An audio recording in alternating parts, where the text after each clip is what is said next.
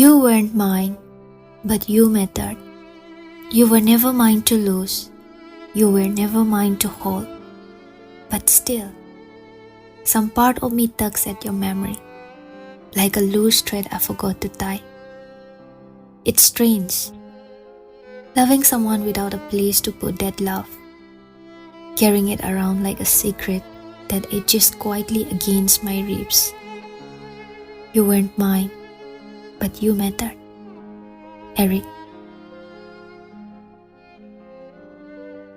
Purnamachi lengda tumin phami khalli mabu tumliba thoibi si haudoksira kausira adubu ngamde leiriba mawongdudi ma phampham ama khangdre nungsa sor honba adu phawba phasinduna machet honba haurakle ngasina ahanba natte mabani asomna naknaba asigumba moments kaya ama thengnaduna lakrabani masidagi ahenba kaya amasu adubu ngasigi sidi tongali tonganba feel ama akiba amadi charangnaraba pukninga loinana nongma Yokohama gi mafam amada train tongduna chetmine adudasu ngasigi asomna thoibina mangonda nga thaduna phamki sit adudagi cheptharaklaga matam adudadi tumba natte thoibi tumkhidi magi lengbanda nga thana hanglei yambo aiwa ma haige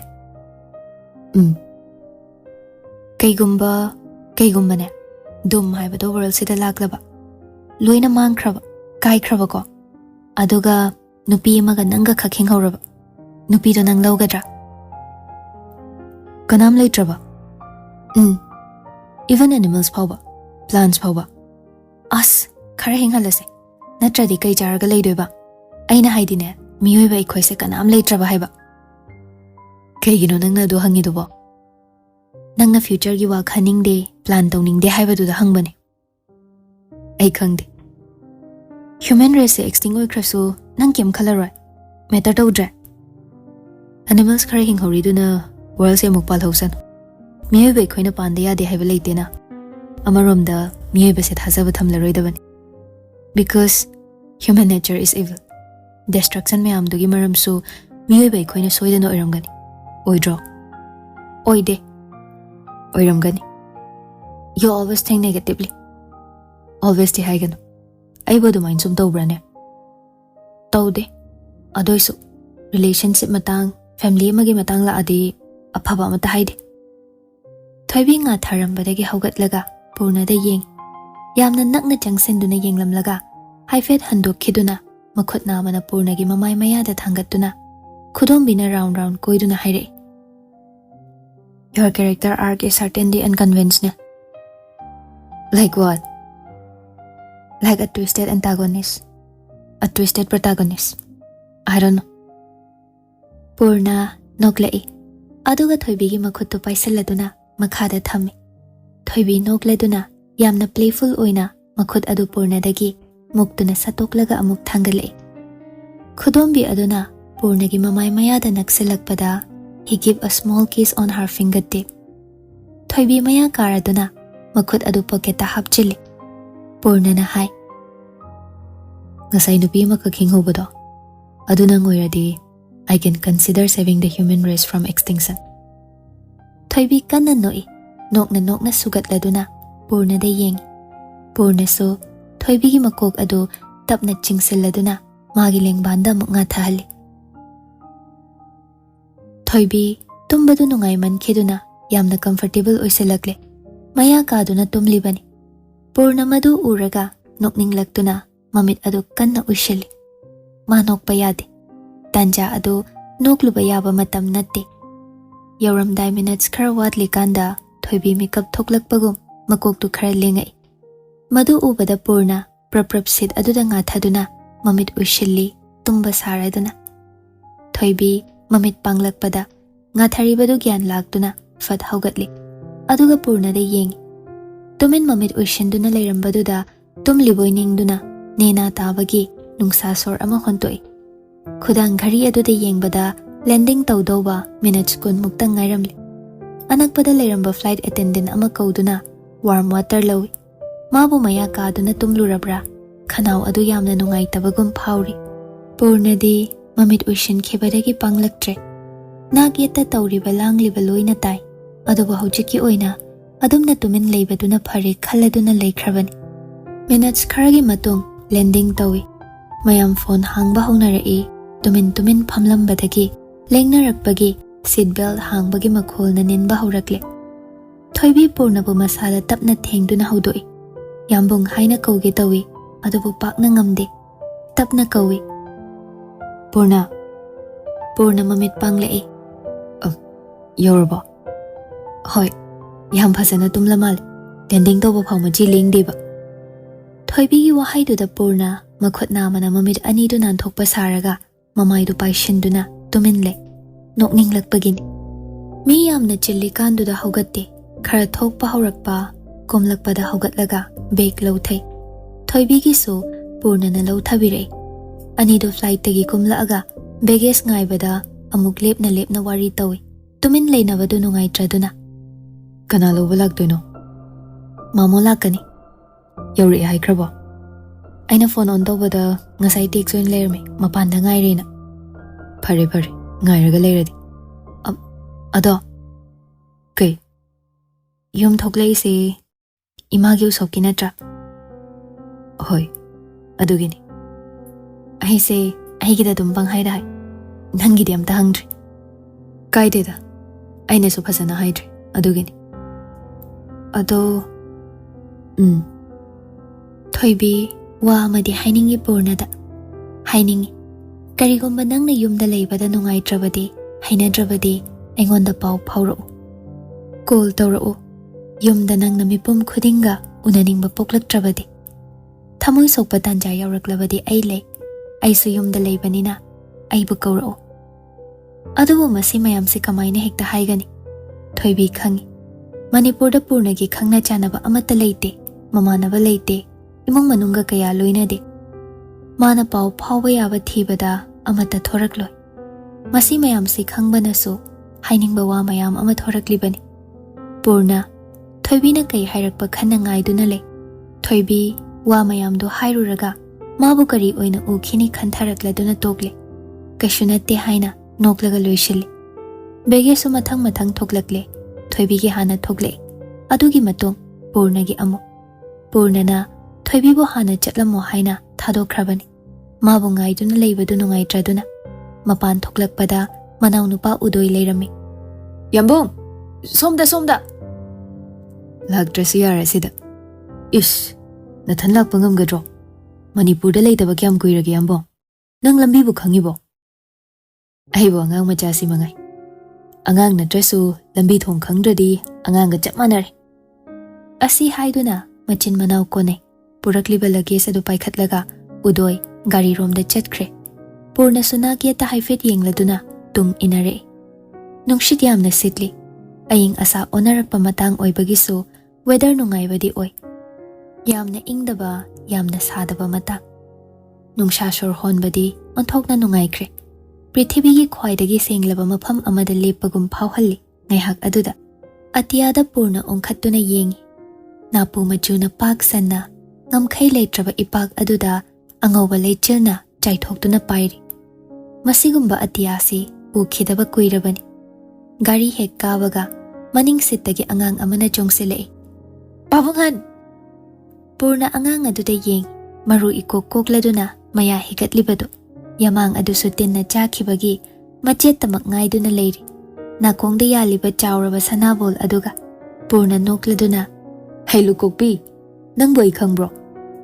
Udoi gari thawba hawi aduga machanupida chairei. Phajana phamuni achan nangbo? Nganglidu tade. Purnagi sit maningda makhutna koladuna Purnada onsenduna leiribani. Maya aduga haipasaduna hairei. Khangina nahamuk laami dudea. Very good.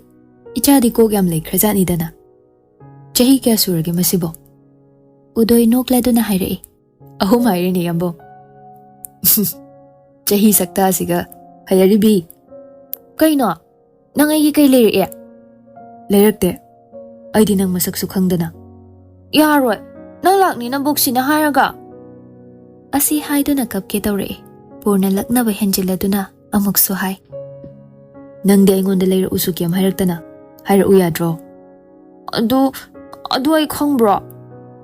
Angang du wangang pham khangdraduna gari thoriba mapada kinna thilai. Papa nang phone tawdabai oiramni. Nang haidabai natra. Nang hayo yadraba. Ngahaktuda hekta wa kapkhale. Purna angang duna kappa uraga tikhattana noi. Mana nokshilakpaduna amuke hena angang du kappi. Adumna khara lakna khara nok tawduna yum yaurakle. Mama ton thoglaktuna mai woi. Mai woklaba matung mangol ka khalakpada Purnagi pabungdo aram chair amada famduna leirami. Haugat kangkhatpa mathanta chatpa kaya ngamdrabani. Chahi yam salakpagisu masayamna sonjil. Purna changsinduna khurumi. Kuina urudraba machanupagi masaktu ubada lukhoishna mamittagi mapi tare. Purnagi makokta nungsina nanbiraduna yengi. Kuireda jadi udaba. Khara toina launi nangbo. Kaigi kapino kapahuna dese pawo. Asi haina khuru kunduna leiraga tarakliba pidu taithokpi. Mayamdi loina ui. Nang khaktani ne unaba phangdrise. Hakjang kaisu tawdrabo. Kei nungai taba lege. Kaisu tawdreda. Chahi matangi shonba asi khak ngaire. Udoina hairai. Baba, yambung se chak amta chahanse. Hoi. Chango. Chai sing charaga potharo. Macha ubado yamna thamoida harawa poglabasu chaina amasu phawi lukhoishna. Mana macha bo asumna oihalabra haibagi wakhalda. Mana maram oiraga machagi thamoi sokhan khrabra khalladuna. Imung changbaga irulu thokle. Hanadagi magi room tongana adum thambani. Haujiksu ningthijana mapop kaihanda leiramli. Kanasu sizinade. Adubu yamna nana mi leinaba room amagumna. Nungtigi taithok sengdokpagi mami shutai. Mana nongmata magini khandraba room se. Nongmata leige khandraba leisu leikhidraba room se. Ensang mathel yamna tawrami. Lapu tharo ironba ama, rau toina thongba ama, maringkha kangau, adudagi chakhau kher amaga. Rau toina thongbadu ubada bukham mamangduda ngaihak tumin phami. Mama tona tapna hairai. Kaidawre ibungo. Kishtaude. Champut se hana hapakese. Angang kaisina chak semlinen tawrise champut na kona thamisibu. Yaudrasi yareda. Hapake se. Nangna pamba yenglaga charu. Rau atoibado mau yai mana thongbani. Nangna pamjabaduda ngasai ayuk nganta ngayon bi karakpadagi yengluba. Haubra yeng. Charo. Purna wa makhata dabi chak ko thaba hawi. Irombadu totu na chai. Ma nga atoibadu di thengba ngamdre. Kadaidano ma pukningda ifun phongalakpa nungai traba ihul ama sagalakpaduda ensang adu thengningdre. Chak chaba loiraba matung mau ani du tumina wari tawi. Nga thongba se hautra zalo. Kaidawge medha ngasai chabado. Aidi kaisu tawde jemsi. Aigya sina so hawi haridudi. Itai bungo se pampatra zalo. Ikaibana loire aidi. Yumdugi living room aduda imung punna phamduna Purna magi luggage adudagi pochai mathang puthore. Mama tongi pasmina sol ama, mapagi phaizom ama.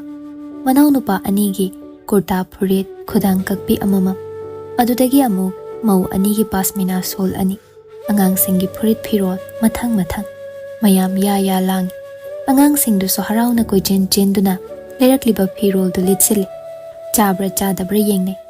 Apikpa singdu di khara loina chawri. Chahi yenglaga chawrakpa ama leishilakpani. Asumna tawrabadi normal imung mali. Icham chamba mi khwaidawna hingminnaba. Oisu oiribani. Yum kai panduna ahalaman seba changlaga hinglibado. Adubu purnadadi ikoi koibagum mana tongana tabagum masaduda phawi. Makhoigi marakta tinduna noktuna phamlabasu masi imungdugi mi natte haibagi WakhaL amada. Nongthal pung ahum adwai tarakpadagi ensang semba haure. Hayeng usopki damakni. Laikai mauna halay sabi nupi ahal khara lagtuna yawi. Mari mata khara su thongle. Sangamitra mopana lerakliba phido tingthokduna yenglaga hairai. Yum thogla adi pochai lerakani di khangli boire. Miyoiba manabadi adum chatlieba. Chimsia. ꯐꯤ ꯂꯩꯔꯛꯄꯗ ꯄꯥꯝꯃꯗꯤ ꯄꯥꯝꯃꯤ ꯄꯥꯝꯗ꯭ꯔꯗꯤ ꯄꯥꯝꯐꯠꯇꯦ ꯍꯥꯏꯅꯤ ꯃꯤꯑꯣꯏꯕ ꯃꯥꯜꯂꯦꯗꯤ ꯍꯥꯏꯅꯗ ꯃꯥꯜꯂꯦ ꯃꯥꯜꯂꯛꯇꯕꯗꯨꯗ ꯍꯥꯏꯔꯛꯏꯅꯦ ꯉꯁꯤ ꯂꯥꯛꯏꯁꯤꯁꯨ ꯇꯤꯀꯦꯠꯀ ꯅꯝꯗꯅ ꯀꯛꯑꯝꯗ꯭ꯔꯗꯤ ꯂꯥꯛꯀꯗ꯭ꯔꯣ ꯄꯥꯕꯨꯡꯅ ꯅꯪ ꯎꯕꯗ ꯍꯔꯥꯎꯔꯤꯁꯤ ꯎꯗ꯭ꯔꯥ ꯑꯗꯨꯒꯅꯦ ꯐꯦꯃꯤꯂꯤ ꯑꯃ ꯑꯣꯏꯅ ꯂꯣꯏꯅꯕꯗ ꯃꯤꯇꯣꯞ ꯇꯥꯏꯞꯇ ꯕꯤꯍꯦꯞꯁꯨ ꯇꯧꯔꯛꯀꯅꯨ ꯑꯩꯅ ꯀꯩ ꯇꯧꯔꯗꯅ ꯑꯁꯤ ꯍꯥꯏꯅ ꯊꯣꯡꯅꯥꯎꯗ ꯌꯦꯡꯊꯣꯛꯏ ꯃꯌꯥꯝꯅ ꯑꯦꯟꯁꯥꯡ ꯁꯦꯝꯂꯤꯗꯨ ꯎꯔꯒ ꯍꯥꯏ ꯍꯧꯖꯤꯛꯀꯥꯟꯁꯤ ꯂꯩꯀꯥꯏꯁꯤ ꯁꯨꯃꯥꯏꯅ ꯆꯠꯅꯔꯤꯕꯣ ꯑꯦꯟꯁꯥꯡ ꯁꯦꯝꯕ ꯈꯣꯠꯄ ꯆꯠꯅꯩ ꯏꯕꯨꯡꯉꯣ ꯂꯣꯏ ꯆꯠꯅꯩꯀꯣ ꯅꯪꯒꯨꯝꯕ ꯃꯤ ꯇꯤꯟꯅꯗꯕ ꯏꯃꯨꯡꯕꯨꯗꯤ ꯆꯠꯅꯔꯝꯒꯗ꯭ꯔꯥ ꯈꯪꯗꯦ ꯅꯠꯇꯦꯗ ꯍꯧꯖꯤꯛꯀꯥꯟꯗꯤ ꯑꯌꯥꯝꯕ ꯀꯦꯇꯔꯤꯡ ꯁꯔꯚꯤꯁ ꯑꯣꯏꯅ ꯂꯣꯏ ꯅꯤꯛꯊꯣꯛꯅꯔꯦꯅ ꯍꯥꯏꯕꯗꯨꯗ ꯃꯤ ꯂꯩꯇ꯭ꯔꯀꯥꯟꯒꯤ ꯋꯥꯅꯤꯗ ꯑꯗꯨꯅ ꯑꯃꯨꯛ ꯃꯃꯥꯡ ꯆꯍꯤꯗꯤ ꯑꯩꯈꯣꯏꯁꯨ ꯑꯗꯨꯃꯥꯏꯅ ꯇꯧꯋꯤ ꯍꯟꯗꯛꯁꯤꯅ ꯑꯃꯨꯛ ꯎꯗꯣꯏꯅꯅꯦ ꯌꯨꯝꯗ ꯊꯣꯡꯍꯜꯂꯁꯤ ꯍꯥꯏꯗꯅ ꯑꯃꯨꯛ ꯁꯤꯜꯂꯤ ꯇꯥꯟꯖꯥꯗꯨꯗ ꯄꯨꯔꯅ ꯀꯣꯜ ꯂꯥꯛꯏ ꯁꯤꯁꯤꯂꯤꯌꯥꯒꯤꯅꯤ ꯄꯥꯏꯁꯤꯔ ꯄꯥꯏꯒꯨꯝꯁꯤꯔ ꯈꯟꯖꯥꯟꯅꯗꯨꯅ ꯂꯩꯔꯒ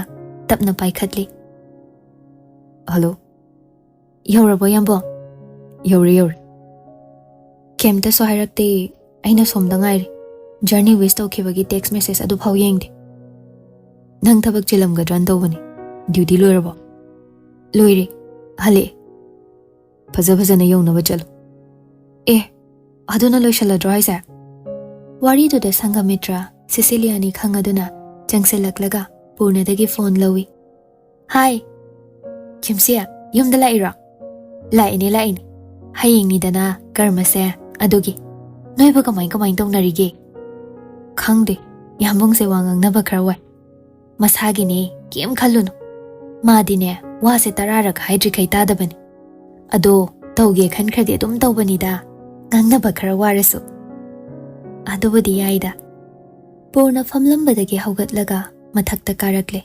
ꯃꯆꯦꯗ ꯐꯣꯟꯗꯨꯁꯨ ꯄꯤꯔꯛꯑꯣ ꯍꯥꯏꯔꯝꯗꯦ ꯋꯥꯔꯤ ꯁꯥꯍꯧꯔꯤꯗꯨ ꯍꯥꯏꯐꯦꯠ ꯌꯦꯡꯂꯝꯂꯒ ꯊꯅꯝꯂꯦ ꯇꯦꯔꯦꯁ ꯑꯗꯨ ꯍꯪꯆꯤꯠ ꯌꯥꯝꯅ ꯂꯥꯡꯏ ꯅꯨꯃꯤꯠꯇꯤ ꯅꯣꯡꯆꯨꯞꯂꯣꯝꯗ ꯊꯥꯞꯅ ꯃꯉꯥꯜ ꯈꯔ ꯂꯩꯔꯤ ꯃꯦꯟ ꯔꯣꯗ ꯔꯣꯝꯗꯒꯤ ꯒꯥꯔꯤꯒꯤ ꯃꯈꯣꯜ ꯍꯪꯒꯠ ꯍꯟꯗꯥ ꯂꯥꯞꯇꯛ ꯇꯥꯏ ꯑꯗꯨꯒ ꯃꯈꯣꯏꯒꯤ ꯂꯩꯔꯛ ꯃꯅꯨꯡ ꯑꯗꯨꯅ ꯈꯔ ꯆꯤꯛꯏ ꯌꯨꯝꯊꯛꯇꯒꯤ ꯑꯉꯥꯡꯁꯤꯡꯅ ꯇꯦꯂꯪꯀꯥ ꯄꯥꯏꯕꯒꯤ ꯑꯇꯤꯌꯥ ꯑꯗꯨꯗ ꯇꯦꯂꯪꯀꯥ 2-3 ꯎꯪꯗꯨꯅ ꯂꯩꯔꯤ ꯌꯥꯎꯁꯪ ꯅꯛꯁꯤꯜꯂꯛꯄꯒꯤ ꯍꯣꯂꯤ ꯄꯂꯥ ꯏꯁꯩ ꯑꯃ ꯇꯥꯝꯅ ꯇꯥꯏ ꯙꯣꯂꯣꯛ ꯑꯃꯗꯤ ꯀꯣꯔꯇꯥꯜ ꯃꯈꯣꯜ ꯀꯅꯥꯒꯤ ꯁꯪꯒꯣꯏꯗ ꯏꯁꯩ ꯇꯝꯂꯤꯕꯅꯣ ꯑꯣꯟꯊꯣꯛꯅ ꯅꯨꯡꯁꯤꯅ ꯁꯛꯈ꯭ꯔꯦ ꯔꯦꯂꯤꯡ ꯑꯗꯨꯗ ꯆꯪꯁꯤꯟꯗꯨꯅ ꯄꯨꯔꯅ ꯉꯥꯊꯔꯒ ꯂꯦꯞꯄꯤ ꯍꯧꯖꯤꯛꯇꯗ ꯅꯦ ꯇꯥꯔꯛꯄꯗꯧꯅ ꯐꯥꯎꯔꯛꯏ ꯃꯁꯥꯗ ꯃꯌꯥꯝ ꯂꯥꯡꯂꯤꯕ ꯑꯗꯨꯗꯒꯤ ꯂꯥꯞꯊꯣꯔꯛꯂꯒ ꯇꯣꯉꯥꯟꯅ ꯃꯊꯟꯇ ꯂꯩꯔꯕ ꯃꯇꯨꯡꯁꯤꯗ ꯑꯍꯥꯡꯕ ꯑꯇꯤꯌꯥ ꯑꯃꯗꯤ ꯑꯆꯤꯛꯄꯅ ꯃꯥꯒꯤ ꯁꯦꯟꯁ ꯑꯣꯐ ꯕꯤꯂꯣꯡꯒꯤꯡ ꯑꯗꯨ ꯃꯄꯨꯡ ꯐꯥꯅ ꯄꯤꯕꯒꯨꯝ